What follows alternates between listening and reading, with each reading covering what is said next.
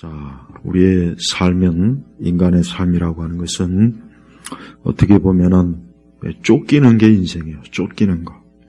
우리의 삶이라고 하는 것은 여러 어떤 무언가로부터 쫓겨요.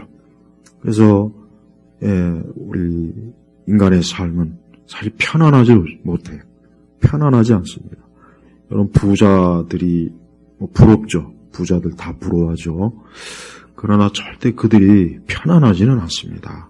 부자라고 해서 편안한 것도 아니고, 권력이 많다고 해서 그러면 좋으냐? 물론 아까도 얘기했지만 이 사람의 본래 본성은 편하고 또 권력이 있고 또 돈도 많고 다 그런 걸 원해요. 그런 걸 원하지 않는 사람은 없어요. 근데 이 세상에서는요, 그런 걸 다 얻은 사람이 있어요. 정말. 그래서 누가 봐도 참 부럽다. 야, 어떻게 저 사람은 저런 걸 다 얻었을까? 다 부러워하죠. 그러나 그 사람들이 과연 정말 그 마음 중심에서 그래, 나는 모든 사람이 부러워할 만한 정말 내가 생각하기에도 나는 이제 부러워할 것이 없다. 그렇게 고백할 수 있는 사람은 한 사람도 없습니다. 진짜 없어요. 이거는 믿으셔도 돼요. 왜 그러냐? 역사상 유명하다는 사람들, 그 사람들의 그 속마음을 드러낸 어떤 자서전이나 평전을 읽어보면 다 드러나요. 그러니까 누구 한 사람, 나는 만족스럽구나, 나는 평안하구나, 나는 문제가 없구나, 나는 너무 행복해서 정말 그 어떤 것도 원하는 게 없다. 그런 사람은 없는 거예요. 없는 거예요. 그러니까 우리 그리스도인들이 행여라도 그러한 허황된 있지도 않은 거를 꿈꾸거나 바라서는 안 돼요. 그러니까 우리 성도들은 현실 속에서 내가 어떻게 살아야 될까? 내가 어떻게 내 인생을 복되게 살아나갈까? 또 내가 내 인생의 삶을 어떻게 잘 마무리할까? 이거를 정말 마음에 잘 새겨야 됩니다. 왜? 그게 중요하기 때문에 그러는 거예요.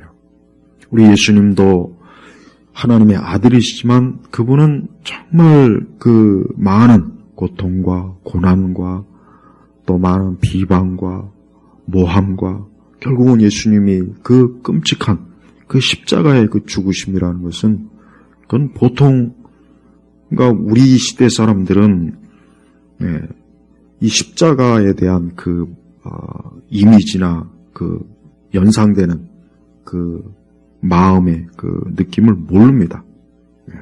그건 몰라요. 저도 마찬가지.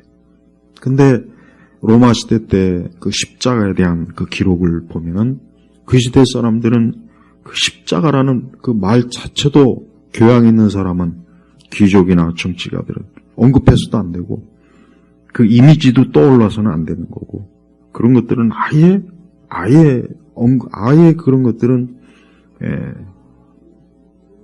다뤄서는 안 돼요. 왜? 너무 끔찍하고 아주 잔인하고 처참하고 무섭고 고통스러운 거기 때문에 그러는 거예요. 그러니까 우리 예수님께서 그 당대의 이교도들, 하나님 믿지 않는 이교도들조차도 끔찍하게 여기는, 교양 있고 배운 사람들은 절대 언급도 하지 않는 그런 십자가에서 그분이 피 흘려서 죽으셨다는 게 이거는 얼마나 그분에게 참 수치스럽고 부끄럽고 말로 다 할 수 없는 고통이에요. 근데 예수님은 다른 많은 죽음의 방식도 많은데 하나님께서는 하나님의 아들 예수님을 그러한 방식으로 고통스럽게 죽음을 맞이했다는 것은 뭐냐? 그것은 이 땅에서 인간의 삶이라고 하는 것이 그렇게 고통스럽고 힘들다는 거예요. 그러니까 우리 성도들은 어떤 면으로든지 세상에 대한 환상을 정말 가져는 안 돼요. 이것이 아름답고 행복하다. 그런 건 없어요. 그런 건 없습니다.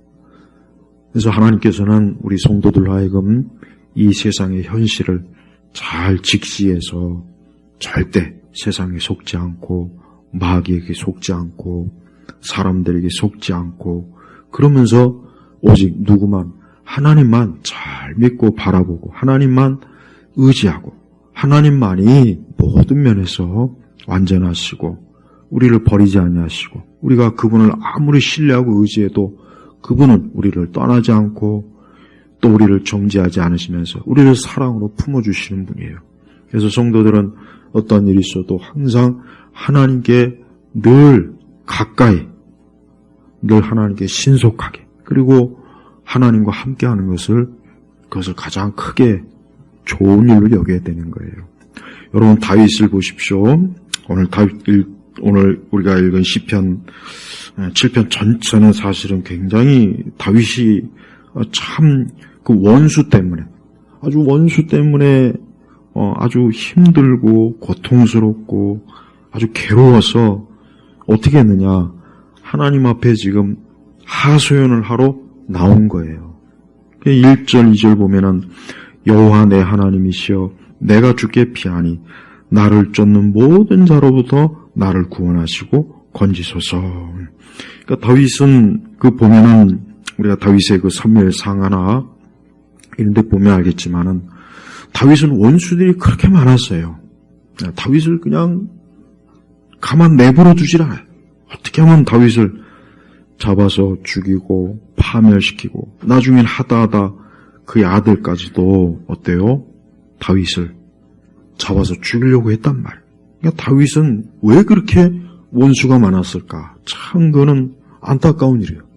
다윗이 그런 그 원수들 때문에 얼마나 많이 고생하고 고통스럽고 괴로움을 당하고 그랬단 말이에요. 근데 다윗이 그때 오늘 그것도 여러 차례 있었어요. 그러니까 그 중에 한 차례예요. 그래서 본인 뭐합니까? 내가 주께 피하니 나를 쫓는 모든 자로부터 나를 구원하시고 건지소서. 그러니까 우리 성도들은 일생을 살면서 우리 역시 마찬가지입니다. 우리도 항상 하나님 앞에 이와 같은 기도를 입에 달고 살아야 돼요. 성도들도 하나님 앞에 항상 주를 찾고 구하고 또 우리 성도들에게는 모든 원수들로부터 하나님 나를 좀 건져주시고 나를 보살펴 주시고 그래서 2절에 나를 건져낼 자 없으니 그들이 사자같이 나를 찢고 뜯을까 염려됩니다. 그러니까 다윗이 얼마나 지금 두려움, 공포, 절박함, 아주 고통스러운, 괴로운. 그래서 이제 다윗은 자기를 쫓는 이 원수들에게 잡히면 자기는 살 수가 없다는 것을 지금 고백하는 거예요. 바로 인간의 삶이 이래요. 인간의 삶이 이렇습니다. 인간의 삶이라고 하는 것은 아까 얘기했지만은 항상 쫓겨요. 뭔가에 쫓겨요. 건강, 시간, 물질, 사람, 어떤 좋지 못한 환경, 그러니까 무수한 것들이 많아요. 그러니까 그런 것들이 항상 우리 사람들, 우리 성도들도 맞아요. 우리 성도들도 그러한 일로 인해서 압박을 받고 고통을 겪고 괴로움을 당하고 그렇지 않습니까? 또 우리의 기도는 어떤 기도해야 되겠습니까? 다윗과 같은 기도를 하려야 되는 거예요. 다윗은 그 다윗을 돕고 또 다윗과 함께한 사람들이 있긴 있었지만 그러나 다윗은 누구에게 피하냐? 오늘 1절에 보니까 내가 주께 피하니. 그러니까 우리가 다윗의 신앙에서 항상 본받을 게 딱 하나가 있어요. 다윗의 신앙에서 항상 본받을 게 뭐냐? 다윗은 항상 하나님 중심이에요. 하여튼 유난히 돋보여요. 그래서 하나님은 다윗을 내 마음에 합한 자라고 한 이유가 그게 분명합니다. 다윗은 오직 하나님 중심이에요. 그래서 다윗은 그 이스라엘의 역대 왕들, 이스라엘이든 유다건 간에 모든 역대 왕들을 통틀어서 항상 하나님께서 뭐라고 했냐면 다윗. 그 모든 왕들에게 후대 왕들에게 다윗을 본받아라. 다윗과 같이 않았고 다윗. 항상 늘 다윗을 기준으로 항상 하나님께서 역대 왕들을 책망하거나 훈계하거나 교훈했어요. 왜 그러냐? 다윗이 하나님 중심으로 살기 때문에 그러는 거예요. 여러분 보면은 그래요. 사람들이 어쨌든 생각은 있어요. 어떻게 하면 인생을 잘 살 수 있을까? 어떻게 하면 좀 인생을 좀 의미있게 살까? 그 해주고 막 여러, 어떤 철학자들의 처세술, 뭐 공자, 맹자의 그 어떤, 뭐, 처세술, 그 많은 책들이 나와요. 그런 책들도 많이 나오고, 강연도 많이 있어요. 근데 제가 분명히 말씀드리는 건, 그런 것들 아무 소용 없습니다. 하나도 도움이 안 돼요. 어떻게 하면 인생을 잘 살 수 있는가? 혹 지금까지 인생을 잘못 살아왔고, 지금까지 혹 인생이 이제 별 볼 일 없고, 그저 그렇고, 아니, 심지어는 인생이 그냥 밑바닥 파멸해 있는 사람이라도, 한 가지 딱 길이 하나 있습니다. 뭐냐? 하나님 중심으로 살면 됩니다. 그러면 그 사람은 가장 제대로 산 거예요. 여러분, 아담 이래로 지금까지 이 지구, 이 땅에 왔다가 간 사람이 얼마나 많겠어요. 그 많은 사람들이 각자 자기가 이런 삶 저런 삶 많이 살았을 거예요. 그러나 영원하고 가장 복된 삶은 뭡니까? 하나님 중심으로 산 사람이 가장 완전했어요. 다른 종교, 뭐 다른 철학, 뭐 다른 인간의 삶의 방식, 뭐 많습니다. 많아요. 뭐 자기 나름대로 의미도 있어요. 그러나 하나님 중심으로 산 그 사람만, 하나님 중심으로 살아간 그 사람만이 가장 복된 삶을 살았다는 건 그건 증명할 수가 있는 거예요. 그래서 다윗은 하나님 중심으로 살았다는 것, 이게 다윗의 생애 가장 큰 특징이에요. 그래서 우리가 다윗에게서 배울 수 있는 건 뭐냐? 아, 다윗은 하나님 중심으로 살았구나. 근데 다윗은 항상 위기가 많았고 어려움도 많았고 오늘 여기 말씀처럼 원수들도 많았고, 하여튼 뭐 다윗의 그 인생의 발자취라는 것은 하여튼 한 걸음 한 걸음이 진짜 고통스러운 삶이었어요. 그래도 어때요? 그래도 하나님 중심. 그래도 하나님 중심이에요. 그러니까 우리 성도들도 우리 각자가 또 내년 한 해 어떻게 살아야 되나? 어떻게 살아야 되나? 어떻게 또 내 인생을 살까? 아마 나름대로 기도도 하거나 뭐 계획을 세울 수 있겠지만은 제일 첫 번째는 뭐냐? 제발 좀 하나님 중심으로 살아야 돼요. 내 생각, 내 계획, 내 인생의 모든 한 걸음 한 걸음이 하나님을 기쁘시게 하고 하나님의 말씀에 근거하고 하나님의 뜻을 쫓고, 이럴 때 여러분 삶이 어때요? 가장 복된 거예요. 그렇지 않고 사는 삶이 설령 그렇지 않고 하나님 중심 아닌데도 성공적이고 하나님 중심이 아닌데도 돈이 많이 벌리고 하나님 중심이 아닌데도 집안의 모든 일들이 또 잘 될 때 우리는 그러한 것을 볼 때 조금 더 시험이 들면 안 되는데, 근데 사실 시험이 들어요. 보면 다 들죠. 야, 하나님 안 믿고 살아도 오히려 나보다 더 낫네, 이런 생각이 슬며시 들어올 수가 있어요. 그러나 끝까지 가야 돼요. 여러분, 삶이라고 하는 것은 끝까지 가야 되는 겁니다. 중간 평가는 안 되는 거예요. 젊어서 평가가 아니에요. 중간이 아니에요. 자기의 마지막이 어떻게 평가가 되는가가 제일 중요한 것이지, 중간에 아직 진행 중, 그걸 가지고 내가 잘했다 못했다, 그거는 별 의미가 없습니다. 다윗은 말년에 그 솔로몬을 이제 왕으로 세우고 이제 솔로몬에게 마지막으로 성전을 지을 것을 명령하고, 그래서 다윗의 마지막 그 모습은 영광, 승리한 자의 모습이었어요. 그때까지 다윗은 진짜 오만 풍파를 다 겪고 어려움도 겪고 그랬습니다. 그 와중에 다윗은 하나님과 함께했고 하나님 중심으로 함께했어요. 결국 그 끝이 어떻게 됐습니까? 다윗은 승리했단 말이에요. 그래서 결국은 솔로몬을 통해서 솔로몬 성전이 딱 지어지고, 그게 이 솔로몬 성전은 그냥 말이 솔로몬 성전이지 사실 다윗 성전이나 마찬가지예요. 왜? 다윗이 그 솔로몬의 성전 준비할 것도 다 준비했어요. 그냥 모든 재료도 다윗이 다 준비해서 그냥 솔로몬은 그 다윗이 준비한 것 그냥 하나하나 실행만 하면 되는 거란 말이에요. 그래서 사실 솔로몬 성전은 다윗 성전이라고 불려야 되는 거예요. 그 성전이 바로 뭡니까? 다윗의 믿음의 표상입니다. 우리 성도들이 인생을 살면서 매사에 우리가 삶을 살면서 내가 하나님 중심으로 살자. 물론 우리가 완벽할 수는 없어요. 우리도 또 뭐 좀 때때로 불신앙도 있고 시험도 들고 뭐 완벽하지 못하죠. 다 알 수도 없고. 그러나 한 가지만큼 그래 내가 어쨌든 부족하지만 내가 하나님 중심으로 살자. 그래 내가 하나님 중심으로 살자. 내가 하나님을 중심으로 내 삶을 하루하루 살아가자. 그런 마음을 가지고 있다면 그 사람은 복된 삶을 반드시 살게 되는 거예요. 여러분, 하나님께서 우리 인생들에게 계획하신 것이 그렇죠. 우리 사람들이 불행하거나 저주받거나 재앙을 받거나 그게 하나님의 뜻이 아니라 그랬어요. 분명히. 그게 하나님 기뻐하는 게 아니에요. 하나님은 지금도 죄로 인해서 사람들이 멸망하고 비참하게 인생을 끝내고 또 그만 삶이 파멸되는 거 그거 하나님이 절대로 기뻐하는 게 아니에요. 하나님 기뻐하는 게 뭐겠습니까? 사람들이 행복하고 복되고 이 땅에 살면서 모든 일에 하나님의 은혜와 사랑을 받으며 그 삶이 참 온전한 거 이게 하나님이 기뻐하는 거예요. 이게 하나님이 원래 기뻐하시는 거라고요. 그런데 사람들은 그런 하나님의 뜻보다는 자기 중심이잖아요. 자기 중심. 특히 지금은 더 심해요.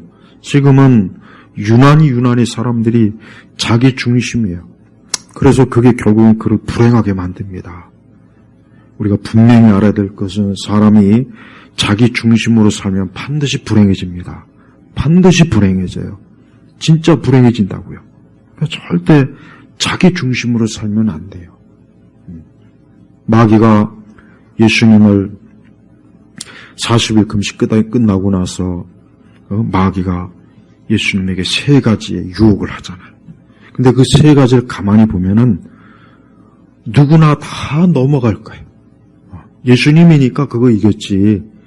저나 우리 같으면은 이미 벌써 제시하기도 전에 그냥 아마 넙죽 받아들이지 않았을까 싶어요. 그 3가지는 다 누구나 모든 사람들이 본성에서 원하는 것들이에요. 온 세상을 지배하고 모든 걸 다. 근데 예수님은 단호하게 그걸 물리쳤죠. 근데 예수님이 물리칠 때마다 그냥 물리친 게 아니라 하나님의 말씀으로 물리쳤다고요. 그게 바로 뭡니까? 예수님이 하나님 중심적인 그러한 모습을 우리에게 보여주신 거예요. 그러니까 우리도 마찬가지예요. 온 세상의 영광과 또 모든 걸 누린다고 해서 그 사람이 행복한 게 아니에요. 벌써 좀 이름 있는 유명 인사들, 유명한 사람들, 역사적으로 이름난 사람들 보면은 그 사람들이 실제로 그렇게 행복하거나 그런 사람은 거의 없습니다. 거의 없는 게 아니라 아예 없다고 봐도 사실은 과언이 아니에요.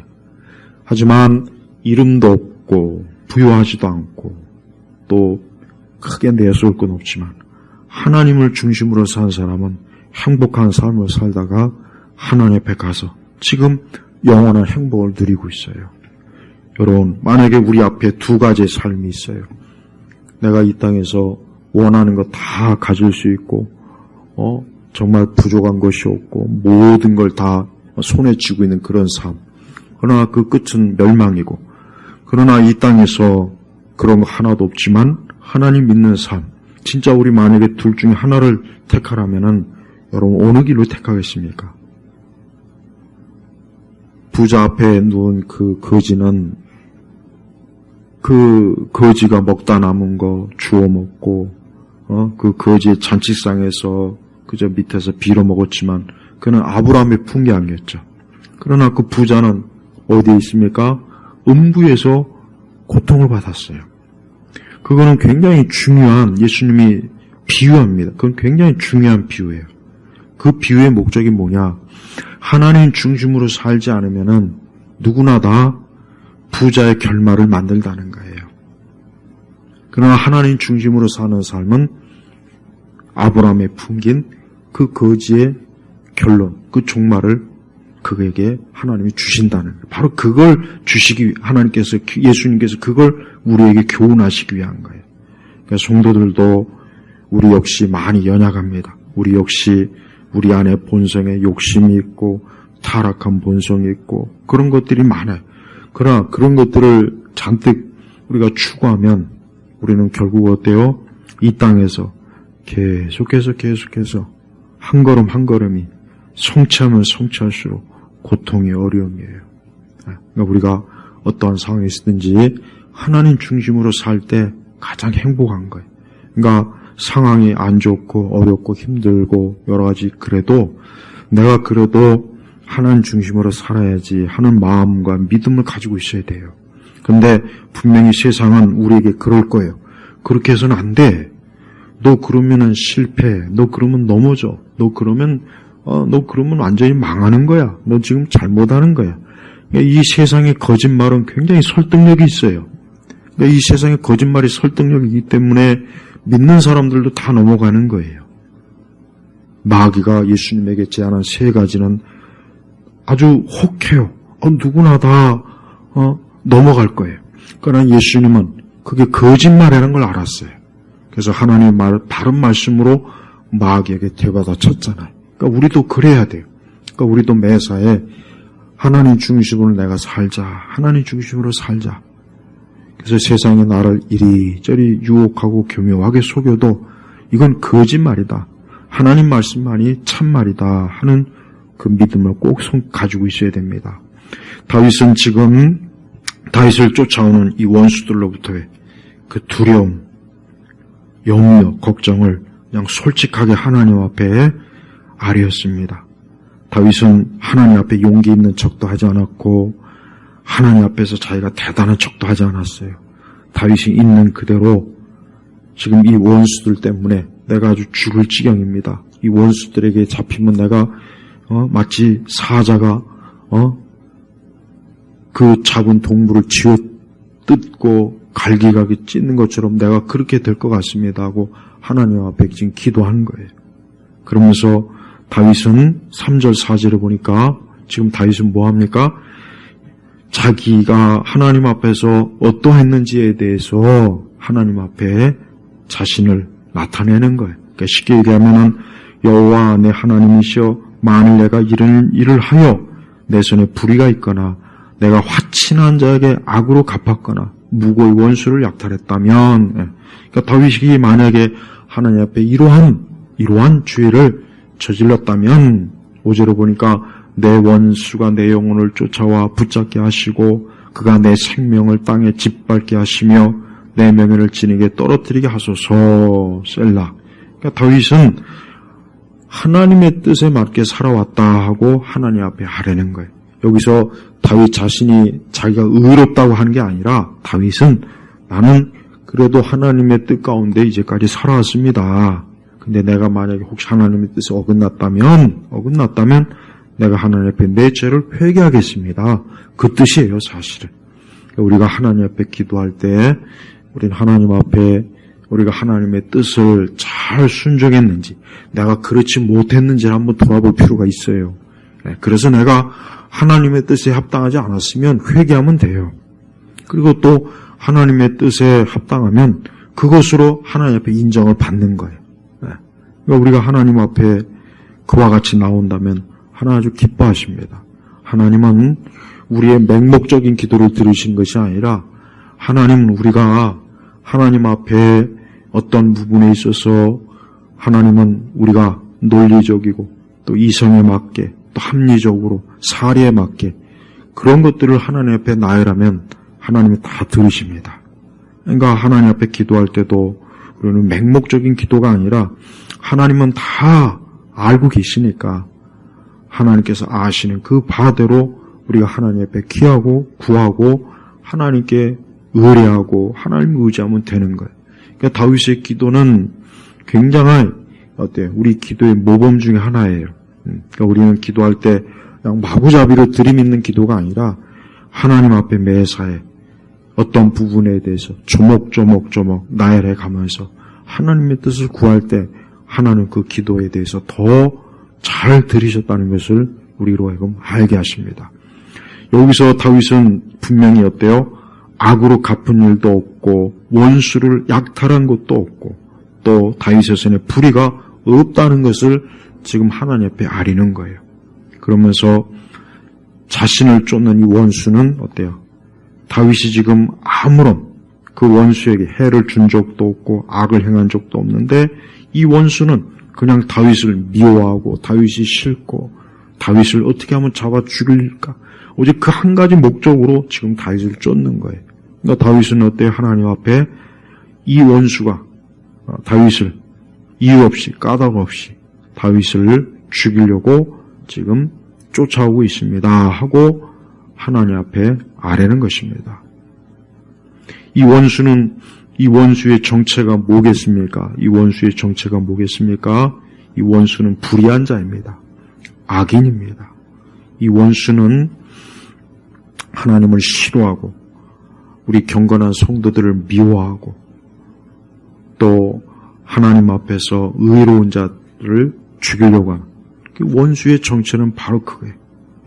영적으로는 원수 마귀라고 할 수도 있고 육적으로는 이 세상의 악인이라고 할 수도 있고 또 거대한 이 세상이라고 할 수도 있어요.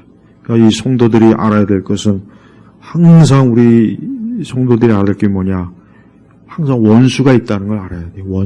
원수가 있어요. 이거를 절대 잊으면 안 됩니다. 내가 아무리 잘해도 원수는 있게 마련이에요. 원수가 없을 수는 없어요. 하나님의 아들 예수님도 그 원수들이 그냥 얼마나 그 예수님의 엊그제 다 성탄절 그랬지만은 예수님은 태어나는 그 순간부터 원수가 예수님을 잡아 죽이려고 쫓아다녔잖아요. 결국은 원수는 자기의 뜻을 이루어서 십자가에 죽였는데, 근데 그게 오히려 원수를 무너뜨리는 아주 결정적인 하나님의 심판이 돼버렸어요. 그러니까 원수는 좀 미련합니다. 여러분, 이 세상에 악인들이나 악한 원수들은 굉장히 똑똑하고 재능이 많은 것 같지만 하나님께서는 오히려 그것으로 오히려 무너뜨리는 거예요. 그러니까 우리 성도들은 이 땅에 있는 원수들을 두려워하지 말고 저들은 자기들의 죄와 악한 꾀로 인해서 스스로 망한다는 생각을 꼭 가져야 돼요. 원수는 스스로 설 수가 없어요. 그래서 10절, 12절에 보면 10절, 11절에 보면 이런 말씀이 있습니다. 다윗이 하나님을 중심으로 살 수 있었던 하나의 비결이 뭐냐? 10절에 보니까 나의 방패는 마음이 바른 사람을 구원하시는 하나님께 있습니다. 그러면서 11절에 하나님은 의로운 심판자이시며 날마다 분노하는 분이십니다. 그러니까 다윗이 왜 하나님 중심으로 살았느냐? 하나님은 어때요? 마음이 하나님께 온전한 사람을 구원하시고 보호하신다는 걸 확실히 한 거예요. 또 하나님은 그 심판자, 재판장인데 의로운 거예요. 하나님의 심판과 판단은 절대 틀리질 않아요. 그러니까 다윗은 자기 자신에 대해서 하나님께 얼마든지 맡겨도 아무 문제가 없다는 확신, 안심하신 거예요. 그러니까 우리 성도들이 하나님 중심으로 아까 살라고 했죠. 그게 가장 안전하고 가장 그게 복된 겁니다. 그리고 그게 가장 안심할 수가 있어요. 우리가 하나님 중심으로 살지 않으면 안심할 수가 없어요. 왜? 하나님 외에 다른 모든 것들은 뭐예요? 변하거나 변덕도 심하고 상황에 따라 달라지고 환경에 따라 달라지고 이래저래서 달라지고 믿을 수가 없어요. 하나님 외에는 믿을 수가 없는 거예요. 그러니까 우리도 다윗과 같이 하나님은 신실하신 분이다. 하나님 그 마음이 하나님께로 딱 정한 사람을 구원하시고 또 그분의 판단과 그분의 의는 절대 흔들림이 없는 분이니까 내가 하나님 중심으로 살아도 아무 문제가 없겠구나 하고 다윗은 하나님에 대한 굳건한 믿음과 신뢰를 가지고 있었던 거예요. 그러면서도 다윗은 완전한 사람이 아니기 때문에 원수들이 앞에 있으면은 어때요? 그 원수들로 인해서 두렵고 염려가 되고 근심이 되고 떨리고 겁이 나고 그러는 거예요. 그러니까 하나님 앞에 신속하게 달려나가서 하나님께 지금 도움을 구하고 하나님의 은혜를 구하고 그러지 않습니까? 그러면서 6절을 보니까 여호와시여 노염으로 일어나셔서 내 원수들의 분노를 막으시며 나를 위해 깨소서. 주께서 심판을 명령하셨습니다. 그러니까 이 다윗은 어때요? 하나님께서 다윗을 위해서 이 다윗을 위해서 하나님이 속히 저 원수들을 저 원수들을 막아주시고 저 원수들로부터 나를 지켜주시고 보호해주시고 하나님의 그 심판을 행하시옵소서 하고 하나님께 의뢰한 거예요. 그러면서 7절에 보니까 민족들의 무리가 주님을 둘러서게 하시며 그들의 높은 자리로 돌아오소서. 이 7절의 말씀은 하나님께서 모든 민족을 통치한다는 걸 보여주는 거예요. 하나님은 이스라엘 민족만의 하나님이 아니에요. 이 고대에는 다 각자 자기 민족과 자기 종족만 섬기는 신을 다 가지고 있어요. 그래서 그러니까 고대 이 민족들의 이 전쟁이라 이런 것들을 보면 사실은 뭐냐면 신들의 전쟁이에요. 엄밀히 얘기하면 애굽의 신, 바벨론의 신, 또 가나안의 신, 이스라엘 신. 근데 이 신들의 싸움이에요. 신들의 싸움. 결국은 다 보면 거예요. 그런데 우리가 성경에 보면 알겠지만 하나님은 이스라엘만의 하나님이 아니에요. 하나님은 모든 민족의 하나님이에요. 이게 다른 겁니다. 이건 구약의 선지자들도 다 알고 있었던 거, 구약의 이스라엘 사람들도 다 알고 있었던 거예요. 우리도 역시 똑같이 알고 있어야 돼요. 하나님은 모든 민족을 지금도 통치하셔요. 온 세상을 통치하시는 거예요. 하나님은 한 지역의 신이 아니에요. 하나님은 그저 유대인들의, 히브리인들의 하나님이고 애굽이나 바벨론에 힘을 못 쓰는 그런 분이 아니라 그 모든 민족 위에 하나님의 통치와 능력이 있는 하나님. 그러니까 여기서 왜 다윗이 이러한 고백을 하는가? 하나님의 영광과 그 능력이 크다는 것을 다윗이 지금 드러낸 것입니다. 그래서 민족들의 무리가 주님을 둘러서게 하시고 그들의 높은 자리로 돌아오소서. 그러니까 모든 민족을 통치하시는 하나님께서 그 영광과 권능과 능력으로 하나님을 드러내 주시옵소서 하고 하나님 앞에 지금 하소연하는 겁니다. 우리 성도들이 개인적인 믿음을 갖고 있다고 해도 한 가지 꼭 알아야 될 것은 우리가 믿는 하나님은 우리만의 하나님이 아니라 온 세상을 통치하시는 거예요. 온 세상을 통치하시는 거예요. 지금도 마찬가지예요. 다윗 시대도 마찬가지고 노아 시대도 마찬가지고 아브라함 시대도 마찬가지예요. 욥의 시대도 마찬가지예요. 하나님 지금도 온 세상을 통치하셔요. 우리는 그 모든 걸 알지 못합니다. 그러나 우리가 이 말씀을 통해서 알 수 있는 것은 하나님은 지금도 하나님 믿는 한 사람 한 사람의 하나님도 되시지만 또 하나님은 온 세상을 통치하시면서 하나님의 뜻과 하나님의 경륜과 계획을 하나하나 지금 실행하고 있는 거예요.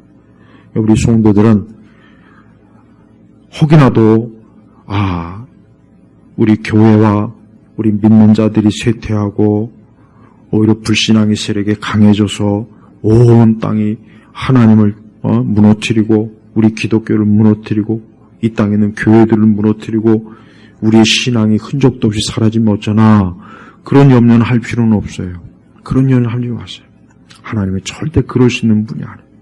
하나님께서 애굽을 심판하시고 바벨론도 심판하시고 로마 민족도 심판하시고 그리스 민족도 심판하시고 이 땅에 있는 모든 민족들 다 하나님이 어때요? 다 심판하시는 거예요. 하나님은 그래서 심판하신 하나님으로서 지금도 그 권능과 능력이 다함이 없는 것입니다. 우리 성도들이 하나님에 대한 믿음을 가질 때 협소한 믿음을 갖지 마시고 하나님이 얼마나 크신 분인지를 생각해요. 하나님은 크신 분이에요. 하나님은 작은 분이 아니라 큰 분이에요. 큰 분. 근데 제가 왜 이런 얘기를 하느냐, 오늘 말씀에 비춰보면은 그래요. 근데 지금 우리 시대 기독교나 보면은 하나님이 꼭 우리만의 하나님이라는 생각을 자꾸 그런 식으로 은연중에 가르친 것 같아서 그래요. 그렇지 않아요. 하나님은 온 땅이 하나님이에요. 온 땅이 하나님. 그래서 우리가 이 세상 어딜 가도 하나님은 거기서도 역사하시고 섭리하시고 거기서도 우리가 기도하고 예배드리면 하나님 받으시는 분이라고요. 아무리 이교도들이 가득하고 믿는 사람들이 너무 적어도 거기에도 하나님은 어때요? 주권자로 계시는 거예요. 그러니까 하나님은 절대로 우상과 불신앙의 세력들에게 하나님이 밀리는 그런 분이 아니라는 걸 우리 성도들이 꼭 알아야 됩니다.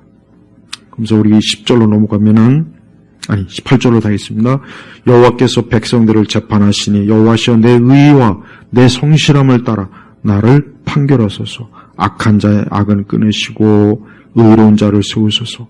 의로우신 하나님께서는 마음과 심장을 살피십니다.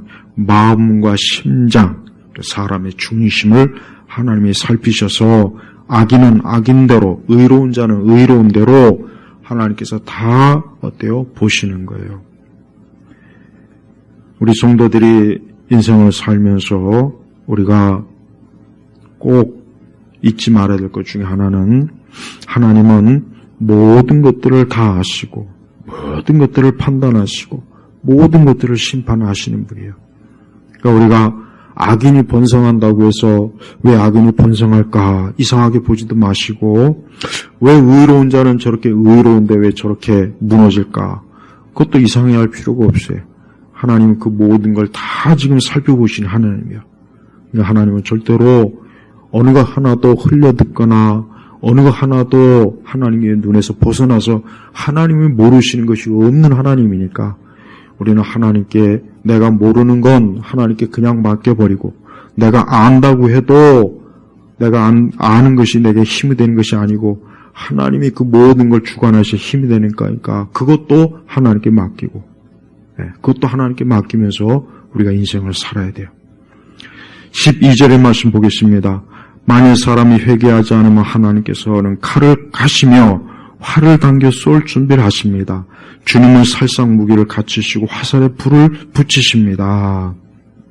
이 말씀은 무엇에 대한 말씀이겠습니까? 회개하지 않는 자에 대한 하나님의 심판을 경고하는 거예요. 모든 사람은 다 하나님 앞에 회개해야 됩니다. 어느 누구도 회개하지 않으면은 오늘 이 말씀처럼 하나님은 반드시 어때요? 그 회개하지 않는 자에 대한 하나님의 무서운 심판이 있다는 것을 꼭 말하는 거예요. 수많은 사람들이 두려움 없이 사는 게 참 저는 그게 참 두려워요. 야, 하나님이 심판하시는데 하나님이 모든 걸 심판하실 텐데 어떻게 저렇게 악을 행하고 악독하게 행하고 어떻게 저렇게 잔인하게 행하고 어떻게 저렇게 무섭게 행할까? 그게 참 의구심이 들어요. 왜? 하나님은 회개하지 않으면 하나님께로 돌아오지 않으면 어때요?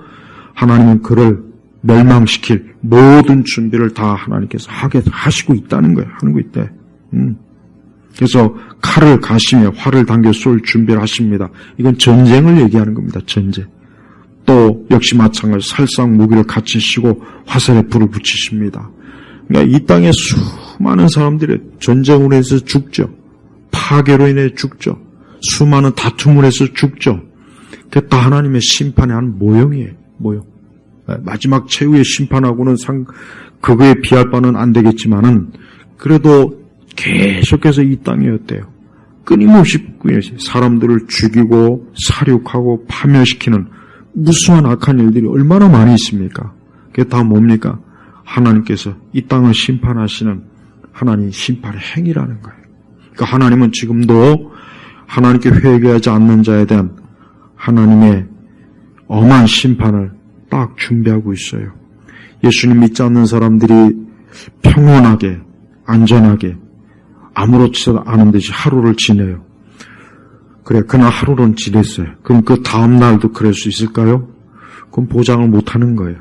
또 그 다음 날은 또 어떨까요? 또 그 다음에는 어떨까요? 역시 마찬가지. 그리고 언젠가는 하나님께서 심판하세요. 그러니까 빨리 그리스도를 영접하지 않는 사람들은 자신 앞에 얼마나 무서운 하나님의 심판이 있는 줄을 좀 알고 빨리 하나님께로 돌아오는 게 그게 좋습니다. 그렇지 않고 인생을 그냥 인생이 뭐 별거 있겠나? 뭐 오늘이나 내일이나 별거 없으니까 조금 지난 뒤에도 별거 없겠지. 가끔가다 이렇게 이제 사고가 나잖아요. 보면은 가끔 사고가 나는 뉴스가 이렇게 나와요. 뭐 갑자기 뭐 어디 화재가 났거나 무슨 교통사고가 났거나 이런 게 보면은 무슨 생각이 드냐면 야, 저 참 끔찍하고 안 좋죠. 당연히 안 좋죠. 근데 문제는 뭐냐면 누구도 그것을 예상하지 못하잖아요. 누구도 그것을 예상하지 못하고 그만 참 그런 사고로 인해서 목숨을 잃고 생명을 잃고 그런 걸 볼 때마다 인생이라고 하는 게, 사람이라고 하는 게 자기 앞길을 한 치 앞도 모르는구나. 그게 너무나 확연하게 느껴져요. 그러면서 우리 사람들의 삶이라는 것은 어떻게 보면은 그냥 잠깐 요 살아있을 때만 살았다고 할 수 있지 잠시 잠깐 뒤를 보장할 수가 없는 거예요. 생명보험을 아무리 좋은 거 들었다고 해서 그게 내 생명을 보장하지는 못하잖아요. 내가 아무리 좋은 약을 먹고 좋은 음식을 먹고 좋은 환경에서 산다고 해서 내가 재앙을 피해갈 수 있겠습니까? 그럴 수는 없습니다. 못합니다. 그러니까 누구는 다 결국은 뭐예요? 하나님께서 수많은 사람들의 길 앞에 회개하지 않는 자들, 특히 회개하지 않는 자들 앞에 놓인 재앙은 절대 못 피합니다. 피할 수가 없어요. 그러니까 우리 성도들은 회개하지 않는 자에 대한 이 무서운 하나님의 심판을, 이 교훈을 우리 자신부터가 잘 깨닫고 있어야 돼요. 우리 주변에 하나님 믿지 않는 사람들은 이와 같은 것들을 모르고, 여러분 사람은 사실 자기 앞일을 몰라요. 그거는 일반 세상 지혜에서도 다 말하는 거예요. 근데 그와 같은 것들을 별로 대수롭지 않게 여기는 것 같은데 실제로 그렇지 않습니다. 인생은 자기 앞길을 모르는 거예요. 내가 내 앞길을 안다면 얼마나 좋겠습니까? 그러나 한 가지 분명한 것은 우리 성도들만큼은 하나님을 믿고 하나님과 함께하기 때문에 우리가 앞길을 몰라도 상관없어요. 하지만 하나님 믿지 않는 사람은 그게 얼마나 무서운 일인지를 좀 꼭 깨닫고 빨리 하나님께로 돌아오는 게 그게 자기에게 가장 좋은 일입니다. 14절에 보니까 보아라, 그는 악으로 진통하며 재앙을 잉태하며 거짓을 낳는다. 그가 웅덩이를 파고서 자기가 만든 구덩이에 빠진다. 그의 악행이 자기 머리로 돌아가고 그의 복행이 자기 정수를 위에 떨어진다. 그래요. 악을 행한 자, 악인들, 죄인들은 결국 자기 악과 죄로 인해서 멸망한다는 거예요. 그러니까 성도들은 악인을 절대로 부러워하지 마십시오. 시편 73편에 보면은 너무나 그 악인이 잘 되니까 막 시험에 들어가지고 내가 하나님 믿는 게 다 헛된 일 같다. 기도하는 것도 헛된 일이고 예배 드리는 것도 헛된데요. 다 쓸데없는 짓 하는 것 같다 하다가 그가 성전에 들어가서야 그렇지 않구나. 이 악인들의 삶은 아무리 잘 돼도 결국은 마지막은 하나님께서 반드시 재앙으로 심판하시는구나 하고 깨달았다고 고백하지 않습니까? 그러니까 우리 성도들도 이제 이 한 해가 저물어 가요. 우리가 지난 한 해 여러 가지 아쉬움도 있고 부족한 점도 있고 또 우리의 죄도 있고 모자란 점도 있고 뭐 이런 게 많았을 거예요. 그러나 이제 뒤에 일은 다 잊어버리고 앞에 있는 것만 쫓아가되 우리 주 예수 그리스도를 믿음으로 쫓아가고 그분과 함께하는 그런 인생을 살 때 복된 거예요. 그렇지 않고 하나님 믿지 아니하고 설령 지난 한 해 1년 365일이 매일매일이 성공의 날이요 축복의 날이요 행복했다고 해도 내일은 안 그런 겁니다. 내일은 안 그런 거라고요. 성도들은 불신앙을 절대 부러워하지도 마시고 사모하지도 말고 아예 꿈도 꾸지 말아야 돼요. 불신앙의 삶은 아주 꿈도 꾸면 안 돼요. 불신앙은 재앙이에요. 저주예요. 절대 좋은 거 볼 수가 없는 거예요. 다윗의 기도가 항상 그렇듯이 처음에는 절망적이다. 항상 끝은 어때요? 소망이에요. 17절에도 뭐라 하겠습니까? 내가 여호와께 그분의 의로 인해 찬양하며 지극히 높으신 여호와의 이름을 노래할 것이다 그랬습니다. 결국은 뭐예요? 찬송입니다. 찬송이요, 기쁨이요, 영광이요, 능력이요, 하나님에 대한 하나님을 높이는 성도들의 인생이 다 이럴 겁니다. 많은 사람들이 어려움을 겪고 고단해하고 슬퍼하고 고통스러워하고 괴로워하고 이러한 저런 재앙도 만나고 막 그래요. 수많은 인생들이 그럽니다. 지금도 병원에는 그냥 병 때문에 고생하는 사람 많고 또 수많은 각자 보면 사람에 다 어려움이 있어요. 어려움이 없는 사람이 진짜 한 사람도 없습니다. 다 있습니다. 어린아이들도 어려운 사람이 있어요. 어린아이가 행복한 게 아니에요. 어린아이들도 우울증 걸려갖고 굉장히 불안장애 겪는 아이들도 많더라고요. 청소년들은 말할 것도 없고. 그러니까 이 땅에 태어나는 사람들은 다 뭐예요? 다 어려움과 두려움과 삶에 쫓기고 고통스러워요. 그러니까 그게 인생이에요. 근데 그 가운데서 하나님께서 오직 성도들에게만 어때요? 그 삶의 인생에서 마지막에 찬송과 기쁨과 영광을 갖게 하시는 거예요. 그래서 그리스도인이 좋은 겁니다. 여러분, 예수님 믿는 사람은 엄청나게 행복한 거예요.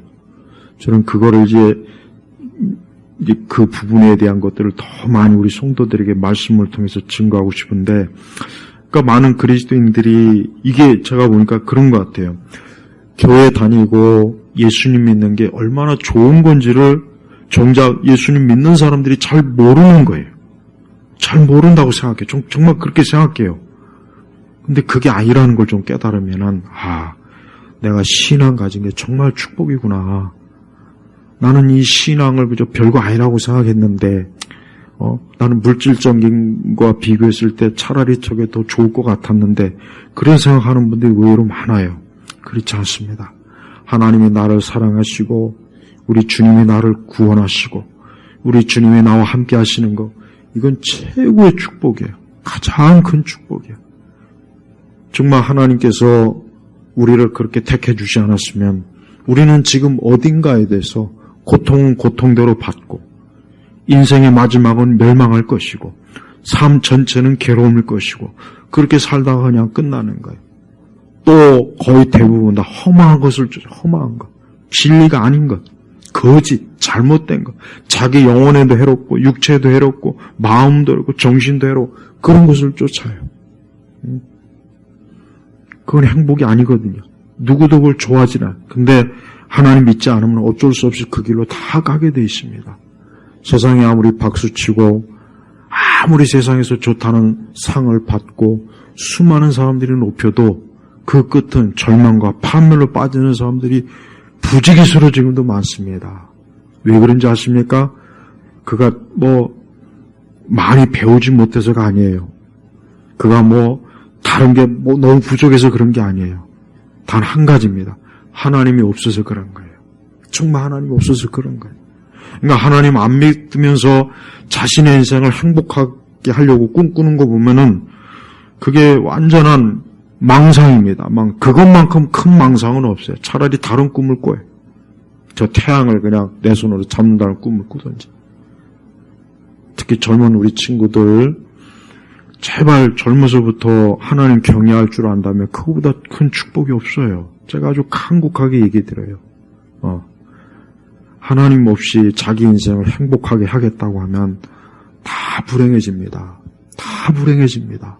단 한 사람도 그렇지 않은 사람 좀 없으니까 하나님 사랑하고 하나님 경외하고 모든 사람이 다 그래야 돼요.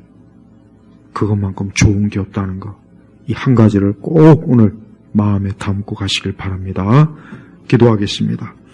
아버지 하나님 감사합니다.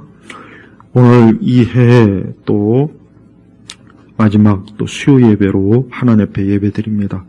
주여 우리가 영원한 저수에 가서 하늘의 천군 천사들과 함께 하늘의 성도들과 함께 주 앞에 영원한 영광스러운 예배를 드리는 그날까지 이 땅에서 하나님 앞에 예배를 드리는 그러한 믿음의 삶을 풍성하게 살 수 있도록 우리 예일교회 성도들을 축복해 주시고 붙잡아 주시옵소서. 예수님의 이름으로 기도 올렸습니다. 아멘.